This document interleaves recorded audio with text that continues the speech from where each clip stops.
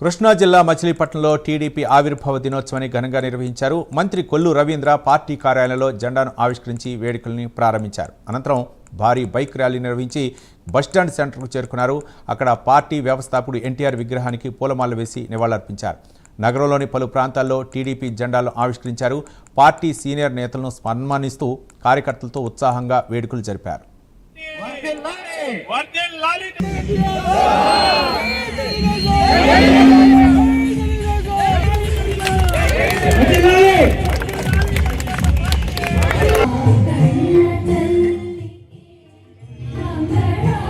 కుటుంబ సభ్యులకి, యావత్ తెలుగు రాష్ట్ర ప్రజలకి తెలుగుదేశం పార్టీ ఆవిర్భావ దినోత్సవ శుభాకాంక్షలు.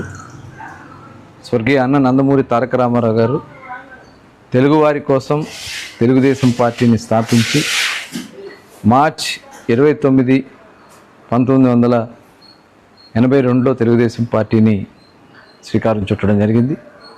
9 నెలల్లోనే ప్రపంచంలోనే 9 నెలల్లో అధికారంలోకి తీసుకొచ్చినటువంటి ఏకైక పార్టీ తెలుగుదేశం పార్టీ.